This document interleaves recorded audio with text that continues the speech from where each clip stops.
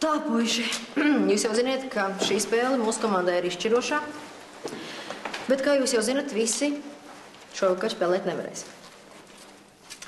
Tāpēc lūdzu neapvainojieties un neuzmetiet lūpu, ka jūs kāds no jums nevarēs piedalīties mums tik nozīmīgā šovakar pasākumā.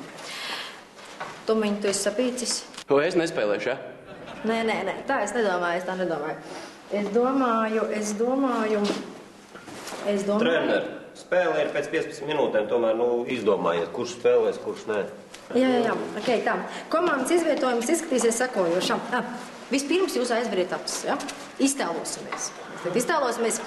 Un es iztēlojos, ka vārtu sargs šodien varētu būt...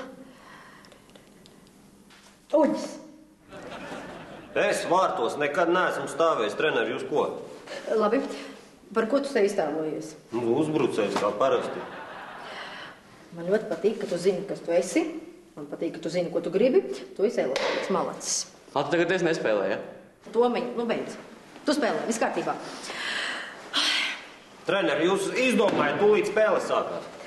Tā, labi, man ir jāizdomā. Es zinu, es esmu stipra, man vienreiz jābūt stingrai, cietai. Tas ir mans darbs. Tomiņ, tu nespēlē. Ko?